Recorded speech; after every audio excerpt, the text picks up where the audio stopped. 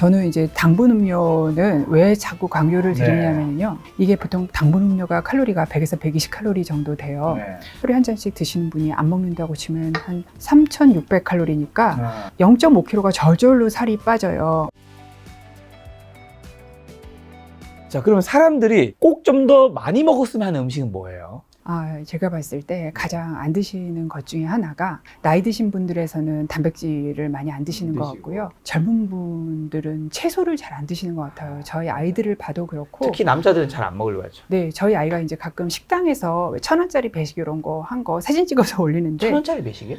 대학 같은 데 보면은 왜 그 싸게 아이들을 위해서 저렴이 식사를 제공을 하잖아요. 보면은 보통 밥은 이렇게 굉장히 많이 주는데 보면 탄수화물 반찬은 많이 주지만 그리고 그 앞에 이제 있어야 되는 채소 반찬 조금 주고 근데 채소 요즘에 너무 비싸거든요. 비싸요. 네, 그다음에 단백질 반찬 조금 주더라고요. 그러기도 하고 애들이라는 사람들이 그렇게 채소를 건강을 위해서 챙겨 먹는 면 애들이 아니죠. 네, 20대가 아니죠. 그래서 채소를 조금 더 먹었으면 하는데요. 이게 생각보다 먹어야 되는 채소량이 많습니다. 이게 지금 자료 한번 보시면은요. 여기 보이는 게 이게 1회분인데요. 한 번 먹는 건데 요거를 몇 끼니에 2개를 골라서 먹어야 돼요. 부추 70g이 대략 저 정도 되는 거고 풋고추 4-5개, 상추는 저 12장이거든요. 요거를 몇 끼니에 2접시를 먹어야 되는 거거든요. 그러니까 이 양을 채우는 분은 많지가 않습니다. 그래서 섬유소 섭취량이 조금 줄어들고요. 어느 나라 어느 시점의 연구를 봐도 항상 좋다고 나오는 게 채소류이기 때문에 조금 신경 써서 챙겨서 주셔야 젊은 분들이 젊은 여학생들 변비로 다 고생하거든요. 젊은 여성분들 대부분의 원인은 섬유소 부족입니다. 그래서 약 사서 드시기 전에 채소를 좀 먼저 챙겨서 드시기 필요가 있습니다. 자연에서 먹는 게 제일 좋겠죠. 그리고 또 달걀 좋다는 얘기 엄청 많잖아요. 네네. 계란은 몇 개까지 어떻게 먹는 게 좀 좋나요? 실제 달걀이 좋긴 한가요?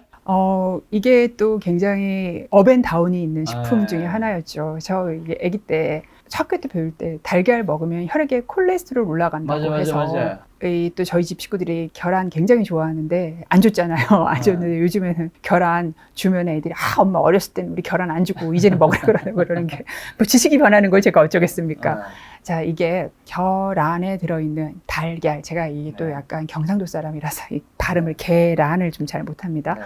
달걀에 콜레스테롤이 들어있어서 이 달걀의 콜레스테롤이 혈액에 콜레스테롤을 옮겨서 나에게 동맥경화를 일으킨다라는 게 우리가 달걀을 주의하는 이유예요. 그런데 많은 연구를 통해서 별로 안 일으키더라라는 게 결론이에요. 그러면 마음대로 먹어도 되느냐 하면 그런 건 아니고요. 어떤 분들 열에 한두 명은요. 이 달걀을 먹으면 콜레스테롤이 많이 올라가는 분도 있어요. 그분의 대사적인 특성이죠. 그런 분들은 사실은 내가 피검사하기 전에 좀 달걀을 많이 먹어보고 올라갔다 싶으시면 나는 그 체질이구나 라고 아시면 되는 거고요. 그런데 이제 그런 분들이 아닌 분들은 음식의 콜레스테롤이 혈액의 콜레스테롤이랑은 별 상관이 없다라는 게 결론인데 이 달걀에는 포화지방도 꽤 들어있어요. 그렇기 때문에 넉넉히 많이 드실 수는 없고요. 보통은 이제 젊은 분들은 하루에 한 2개 정도까지 그 다음에 조금 나이 드신 분은 하루에 한 1개 정도까지는 편안하게 드실 수 있고 난 이거보다 더 먹어야 돼 하시는 분들은 노른자 빼고 흰자만 드시면 됩니다. 네. 당연히 삶아 먹는 게 후라이팬에 기름에서 식용유에서 먹는 것보다는 더 건강하겠죠. 항상 조리는 저온 조리가 건강에 좋습니다. 네. 자, 그러면 이제 교수님 보실 때 최악의 아침 식사는 뭔가요? 많은 사람들이 먹는. 저는 결식이라고 생각을 해요. 결식. 왜냐면 이제 여기에 대해서 의사마다 좀 차이가 있고 있죠, 특히 이거는. 유튜브에 나오시는 분들의 차이가 많은데 대학에 있는 분들은 큰 차이가 없는 것 같아요. 몇 분을 제외하고는. 아침은 챙겨 먹어야 된다. 왜냐하면 보통 이제 그런 연구들이 되게 많잖아요. 그러면 아침을 먹는 분들이 그러니까 한꺼번에 몰아서 많이 먹을 거냐, 조금씩 나눠서 먹을 거냐에 대한 연구에 대한 결론은 조금씩 나눠서 먹는 게 훨씬 대사가 좋다. 뭐 혈당도 좋고 콜레스테롤도 좋고 내장 비만도 적고 심혈관계 위험 문제도 적다라고 벌써 결론이 나와 있어요. 네, 그렇다고 해가지고 하루 종일 먹고 있는 그런 걸 얘기를 하는 건 아니고요. 우리가 밥 3번 먹잖아요. 그리고 한 번 정도는 간식을 먹죠. 저녁이 늘어졌을 거나 아니면 저녁을 너무 빨리 먹었을 경우 이럴 때는 간식을 드시는 그런 정도의 식사 패턴이 좋다. 그리고 제일 중요한 거 우리 몸은 항상 규칙적인 걸 좋아해요. 그래서 규칙적으로 음식이 따박따박 들어가야 효율적으로 사용을 할 수가 있고요. 아침은 그럼 꼭 먹어야 된다는 건가요? 결론이 나온 거라는 거죠. 당연히 아침을 왜냐하면 아침을 안 먹고 우리가 하루 먹는 게 2,000칼로리 정도 되잖아요. 여성분들 기준으로. 그럼 나머지 2번 먹을 때 1000칼로리를 먹어야 되는데 1000칼로리면 진짜 많이 먹어야 되는 거거든요. 그러니까 아침을 안 먹고 점심 저녁을 굉장히 잘 먹으면 괜찮지만 그렇게 먹기가 쉽지 않다는 게 일반적인 사람들의 속성인 거죠. 김 작가가 실제로 먹는 식단을 이제 교수님한테 말씀드리면서 이런 식단이 어떤지 제가 요즘 건강에 엄청 관심을 가지고 또 워낙 많은 전문가분들 출연하는 거 듣는 게 많잖아요. 그러니까 저는 약간 실천을 좀 잘하는 스타일이라서 제가 직접 여러분한테 제가 먹는 걸 실제 사진까지 올리겠습니다. 제가 아침에 일어나면 딱 이제 아침 테니스를 치고 와서 바로 유기농 그 당이 되게 적은 요거트가 있어요. 무가당 네, 요거트랑 먹고 비싼 거 아니에요.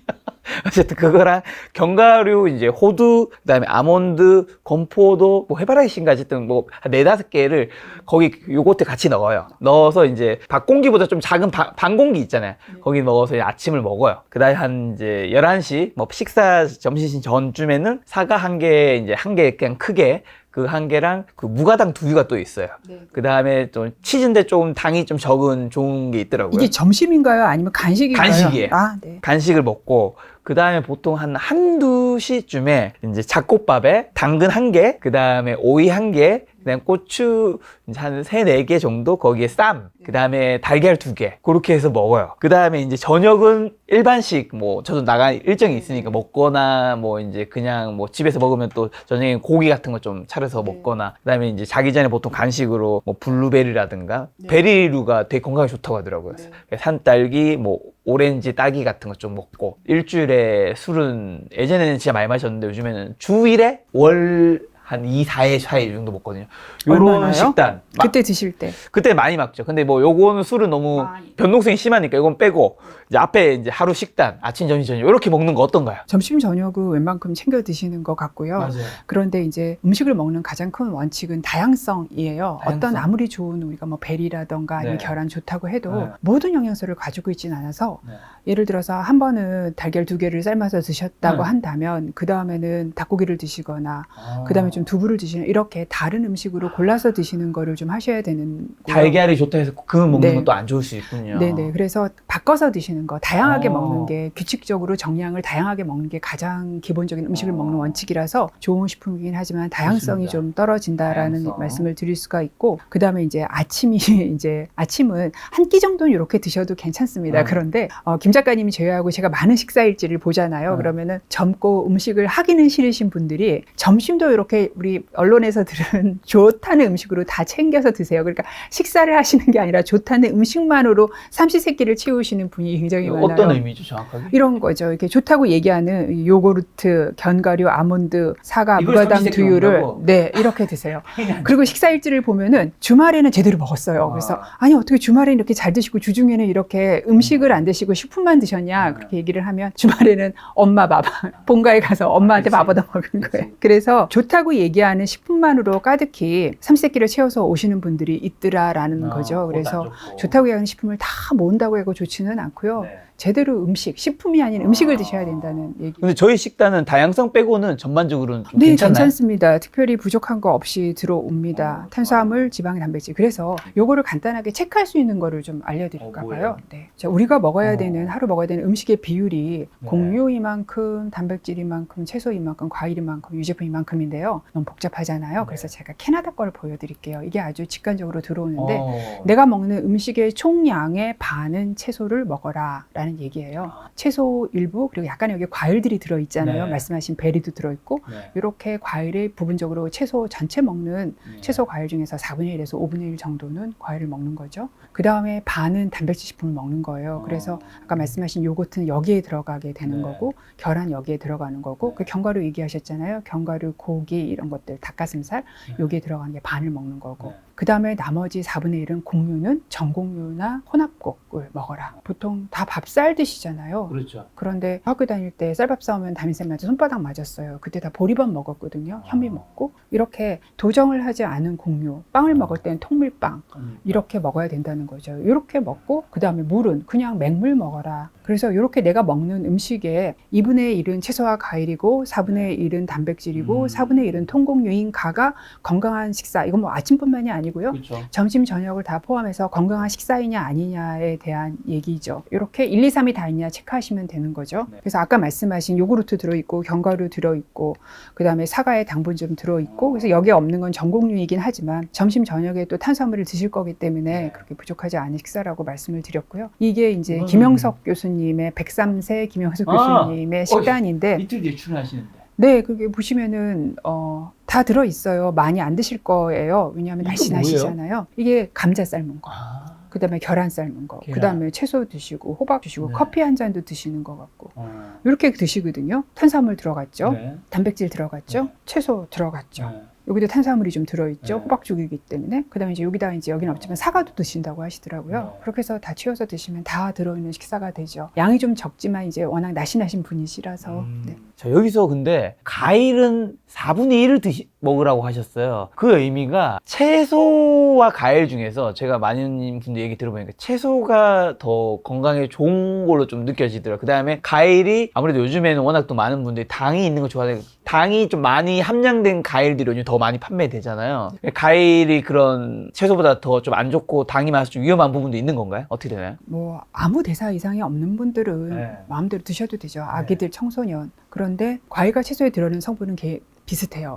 둘 다 여기 굉장히 많은 섬유소가 들어있고 그다음 비타민 무기질, 그다음에 다른 데는 없는 파이토케미칼이라고 항산화 성분들이 많이 들어있죠. 근데 여기 추가로 과일에는 당분이 들어있어요. 그러니까. 근데 우리가 당분 음료 안 좋다고 얘기를 했었잖아요. 그 당분이랑 그러면 과일에 들어있는 당분이 다르냐? 네. 똑같은 당분이 들어있어요. 과일의 당분도 반은 과당이라서 그 과당이 그 액상과당이랑 크게 다르지 않는 당이 들어있거든요. 그래서 과일도 많이 드시면은 액상과당 많이 드신 것 같은 효과를 나타내기 때문에 과일도 너무 많이 드시면 안 돼서 과일의 양이 있습니다. 그 과일을 드셔야 되는 양을 보여드리면 네. 요게 네. 보통 한 번 간식으로 먹는 과일 양이거든요. 그러니까 참외 반개, 사과 3쪽, 배는 좀 크니까 2쪽, 복숭아 3쪽, 귤 1개 반, 네. 바나나 3분의 2개, 키위 1개. 이렇게 먹어야 다 된다고요? 먹으라고 하면 한 번에? 환자분들이 한 번에 간에 한 번에 1, 2, 3 먹으면 별로 안 좋다는 건가요? 간에 이거를 맥시멈으로 이렇게 에너지 소비량 많으신 분들 있잖아요. 등치 네. 크시고 많이 드시는 분 2번 정도까지. 근데 되게 이건 사실 근데 이론으로는 좋은데 현실에서는 되게 어려운 게 만약 혼자 산다 치면 살갈을 이렇게 자르잖아요. 나머지는 사실 시간 지나면 잘 못 먹거든요. 바나나를 누가 한 개를 먹다가 많은 사람이 있겠어요, 사실은. 다음날 드시면 되죠. 그래서 이렇게 말씀드리면 간에 기별도 안 간다고 이거 먹고. 그러니까. 근데 사실 여기에 들어있는 과당이 간에 쌓일 만큼 기별 가게 안 드시는 게 사실 맞거든요. 과일에 들어있는 건 대부분 채소에 들어있기 때문에 내가 정말 다이어트를 하면서 칼로리를 더 낮춰야 되거나 내가 중성지방이 높다고 얘기를 드렸거나 내가 혈당 조절을 더 해야 된다. 내가 뱃살을 주의해야 된다 그러면 사실 요거 대신 채소 드셔도 괜찮습니다. 채소는 과일의 칼로리의 뭐 3분의 1에서 4분의 1 정도거든요. 네, 토마토는 큰 거 하나 드셔도 돼요. 자, 그러면 아침에 이제 요즘 현대인들은 바쁘니까 우유랑 시리얼, 뭐 빵과 오렌지 주스 먹는 분들도 있잖아요. 그것도 CF에서 사실 광고가 뭔가 굉장히 건강한 아침의 느낌을 준단 말이죠. 포지셔닝을. 제가 생각했을 때 사실 안 좋을 것 같긴 한데 진짜로 어느 정도 안 좋은 건가요? 다른 이름으로 불리죠. 시리얼, 빵, 오렌지 주스. 이름은 다르지만 다 탄수화물 플러스 당분. 이잖아요. 그러니까 성분이 들어있는 건 똑같아요. 그래서 저희 이제 환자분 중에서 젊은 남자분이랑 이렇게 얘기를 하다 보니까 아침을 안 먹는데요. 그래서 왜 아침을 안 드세요? 그랬더니 아침 먹으면은 너무 배가 고파서 오전 11시나 10시 정도 되면은 공복감 때문에 못 견디시겠다고. 근데 그분이 드시는 게 아침에 딱 이런 거 드시는 거예요. 빵에다 잼 발라 먹고 시리얼 말아 먹고 이렇게 드시는데 이렇게 되면은 혈당이 당이 없는 분도 올라가고 올라가는 거에 따라서 인슐린 나오니까 혈당 다시 떨어뜨리잖아요. 그러니까 굉장히 금세 배가 고파지는 거예요. 그래서 이분을 식사를 이제 채소가 좀 들어가고 탄수화물 먹지 않게 바꾸고 난 다음엔 당연히 그런 배고픔 증상이 없어졌죠. 그리고 단백질과 채소가 훨씬 더 위 안에 오래 머무는 영양소이기도 하고요. 이렇게 드시는 것의 문제점은 결국은 이름은 다르지만 다 탄수화물 먹은 거다라는 그런 문제고 또 하나가 이제 아까 우유를 얘기하셨는데 우유 되게 좋아요. 탄수화물, 지방, 단백질 다 들어있는데 우유 한 잔 먹기에는 아침에 들어가는 칼로리가 너무 적은 거예요. 그래서 우유는 간식으로 드셔야 되지 주식으로 드실 그런 음식은 아닙니다. 음료 얘기해 주셔서 교수님께서는 물이랑 탄산수랑 아메리카노 이런 거 잘 드신다고 했는데 탄산 안 드시고 우리가 커피집에 가면 주로 먹는 건 대표적으로 아메리카노와 라떼가 있는 거잖아요. 네. 둘 중에 건강에는 어느 게 더 좋아요? 둘 다 크게 상관은 없어요. 크게 상관없어요? 그러니까 이제 보통 환자분한테 교육할 때 라떼까지는 괜찮다. 라떼까지는 그렇지만 괜찮다. 라떼에 바닐라 라떼 이렇게 당분 아, 들어간 거는 안 추가되는 된다. 것들. 네, 그렇게 얘기를 드리거든요. 그래서 보통은 아이스 아메리카노 또는 따뜻한 아메리카노 라떼 정도까지는 괜찮고 커피를 선택할 때 그 안에 들어가 있지 말아야 될 거 시럽, 설탕, 초콜릿, 생크림, 그냥 크림도 있더라고요. 생크림 말고 그런 것도 넣고 프리마라고 하는 거. 예, 그거 안 들어가 있는 커피를 드시면 됩니다. 저는 요즘에 건강 때문에 뭔가 아메리카노를 라떼보다 더 많이 마시고 있었는데 라떼까지는 괜찮군요. 네, 근데 이제 배가 부르죠. 라떼는 맞아요. 우유가 굉장히 많이 들어가요. 칼로리가 다르잖아요. 네. 아메리카노는 칼로리가 거의 없지 않나요?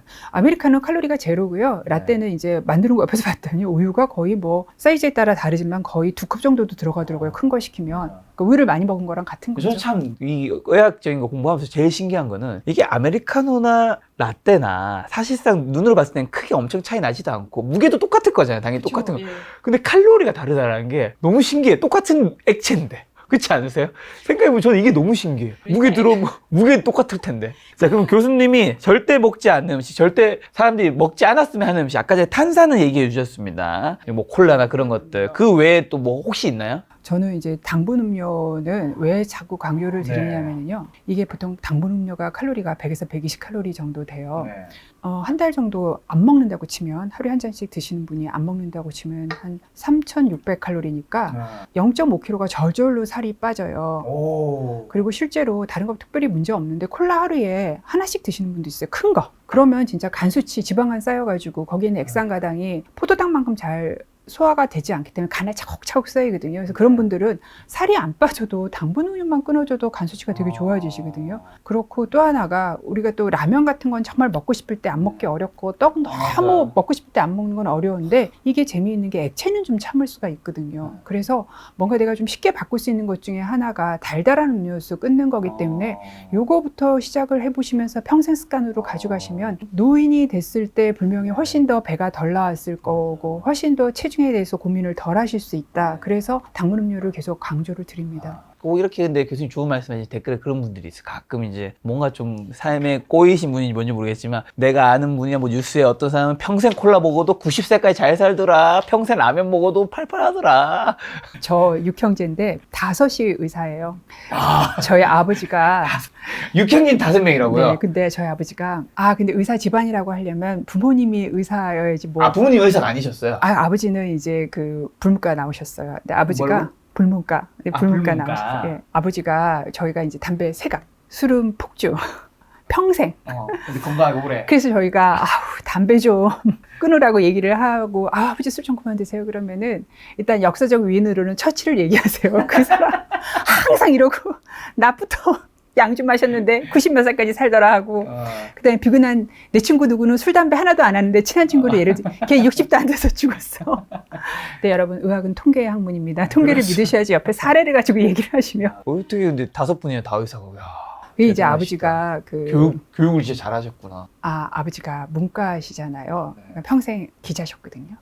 되게 역사와 같이 굉장히 많은 굴곡이 있으셨어요. 근데 아버지가 저한테 내가 보니까 의사는 전쟁이 나도 먹고 살더라. 제가 첫째거든요. 너는 첫째니까 네가 의대를 좀 가졌으면 좋겠다. 근데 마침 이제 고등학교 때 좀 공부를 잘 한 거죠. 그래서 이제 의대를 심지어 갔습니다. 여러분 서울대 의과대학을 졸업하셨습니다. 얼마나 좋습니까? 부모가 이제 너가 의과대학 가졌으면 좋겠다는데 그래요? 갈게요. 그거를 5명이 냈다는 거잖아. 대단합니다.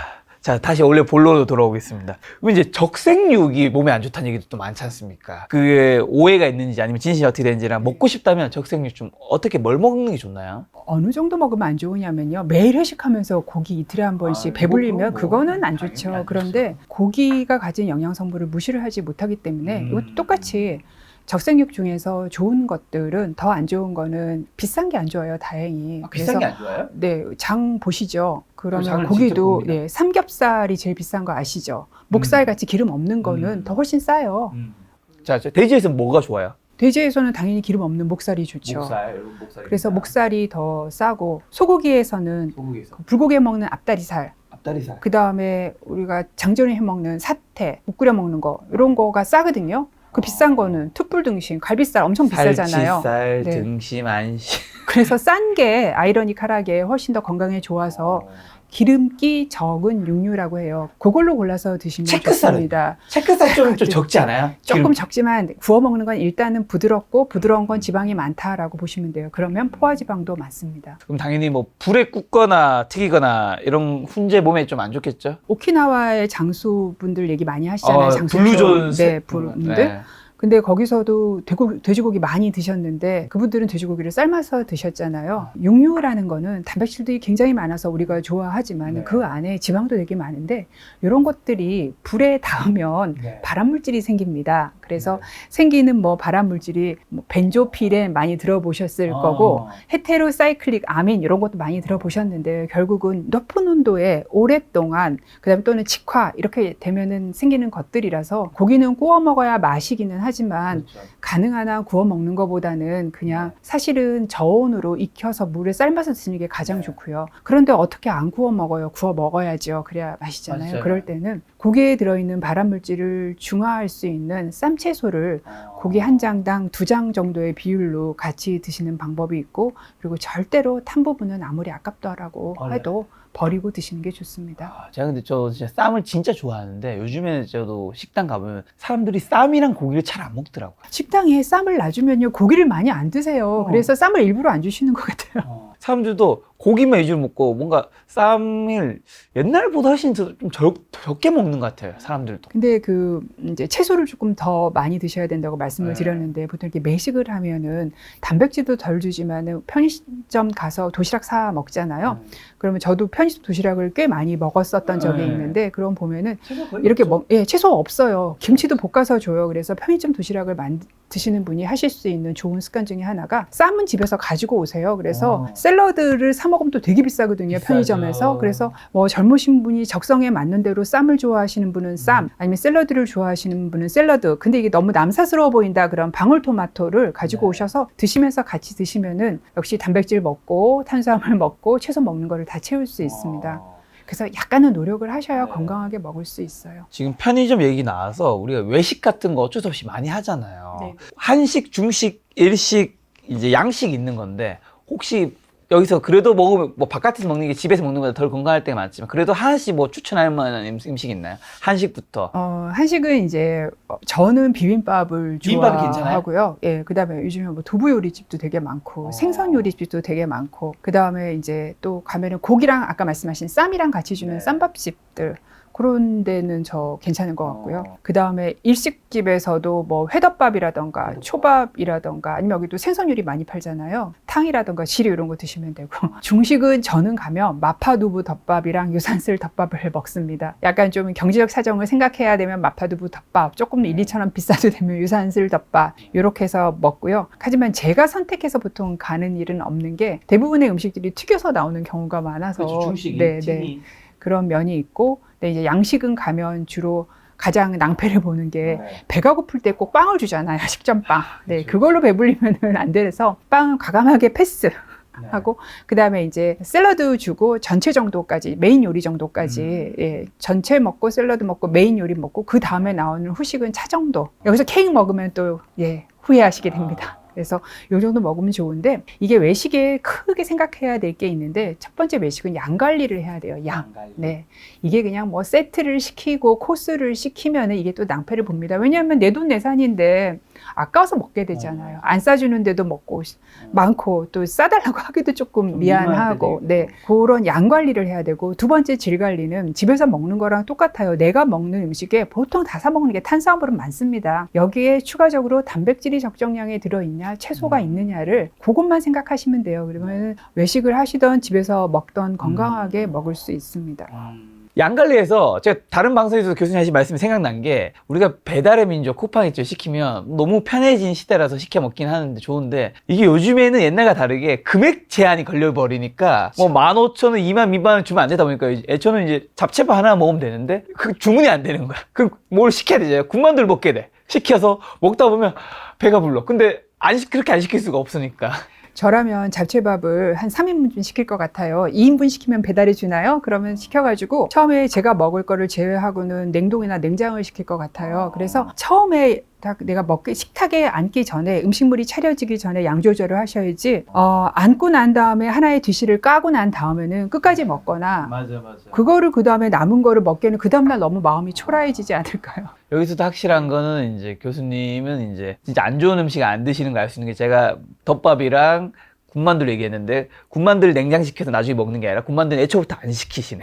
그렇죠. 건만두는 공짜로 서비스로 드려야죠. 서비스로 온 건 드시나요? 한두 개 먹죠. 아 진짜 건강관리 제대로 하시는구나.